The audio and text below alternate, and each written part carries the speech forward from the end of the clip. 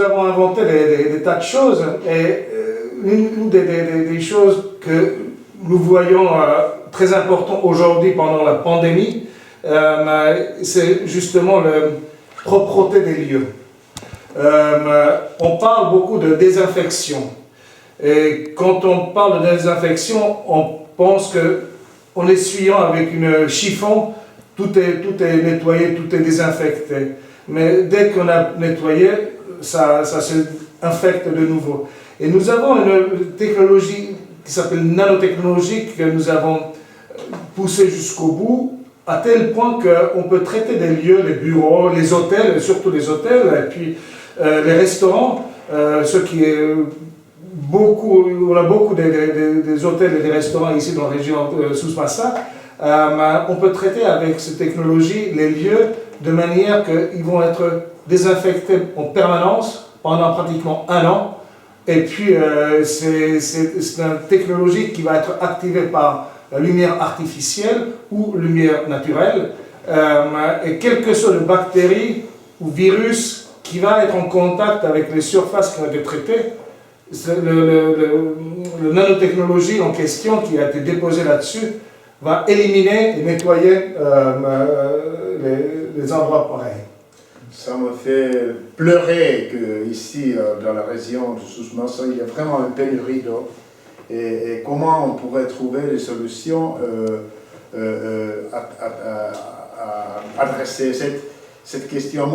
Nous avons 50 000 de lacs, nous avons des rivières, nous avons aussi trouvé des solutions comment faire économiser l'utilisation de l'eau, comment recycler de l'eau. Et ça, je pense que là aussi, il y aurait peut-être des moyens de coopération avec les entreprises finlandaises et marocaines ici à Souss-Massa. Si on regarde la situation dans le Souss-Massa, et puis on réalise que la crise hydrique que nous vivons ici devient de plus en plus critique.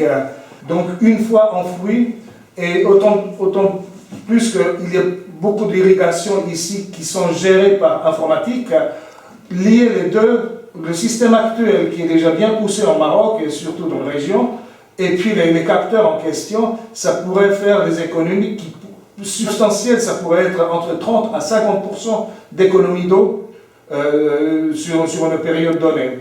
Et donc ça c'est quelque chose qu'on peut mettre en application dans les champs pour les fermes où on fait pousser les baies, des rouges entre autres, qui sont très voraces au niveau d'eau, mais également les parcours de golf. Les parcours de golf, on est en train d'arroser en permanence. Et ce qu'on fait trop souvent, c'est qu'on arrose par précaution, on arrose plus que nécessaire. Donc on met beaucoup plus de l'eau que nécessaire, on inonde les parcours de golf, entre autres, et donc avec ces solutions-là, on pourrait trouver des économies substantielles. Voilà, merci messieurs. Tout d'abord, les relations entre Maroc et Finlande, ce sont des relations très traditionnelles. Depuis 60 ans, nous avons eu des représentations dans nos capitales.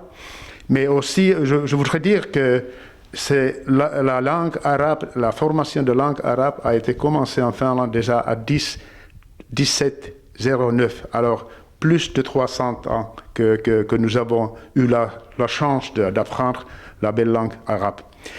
Mais maintenant, bien sûr, le Maroc avance bien économiquement, la Finlande a beaucoup de solutions à donner, alors il y a peut-être une compréhension mutuelle entre les deux pays de développer juste ce côté commercial et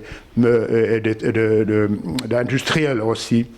Et là, c'est pourquoi la Finlande vient d'établir un centre de Business Finland à Casablanca, un office dont le tâche primaire, c'est de promouvoir le commerce entre les deux pays, trouver des solutions mutuelles.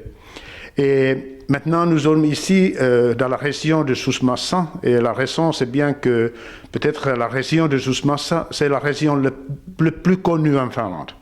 Et ça date depuis 1980, quand il y avait des vagues de touristes finlandais qui sont venus à Agadir, le soleil, le sable, la mer, c'est ce que nous voulons quand nous avons hiver en Finlande. Mais maintenant, on a bien sûr le regard de développer ça. Comme vous savez, ici, les trois secteurs traditionnels, ce sont tourisme, agriculture et pêche. Et là, peut-être la Finlande pourrait donner des solutions dans la pêche, dans l'agriculture. Nous avons des moyens comment faire des économies dans l'eau, par exemple, faire des économies dans l'économie circulaire, c'est-à-dire que recycler des choses, et surtout de l'eau, parce que je comprends bien qu'il y a une grande pénurie d'eau ici à Suusmassa. Alors, c'est pourquoi nous sommes ici de trouver des solutions. Hier, nous avons rencontré le directeur des centres régionaux d'investissement, une discussion très utile, très pragmatique. Et après, nous avons rencontré aussi le président de la région Suusmassa et après le maire d'Agadir. Alors, on va continuer aujourd'hui et nous pensons que les régions du Maroc ont une nouvelle possibilité avec cette qu'on appelle la régionalisation avancée et nous voulons attraper à ça. Nous voulons coopérer avec les régions. Relations économiques entre Maroc et Finlandais, je vois qu'il y a beaucoup de potentialité d'augmenter la commerce bilatéral, même doubler la commerce bilatérale. Mais surtout, je pense que la Finlande pourrait donner des solutions niches dans différentes technologies avancées. Et je sais que le Maroc est bien intéressé, et parce que nous avons ces relations très amicales, alors c'est facile de discuter des nouvelles initiatives pour trouver des solutions.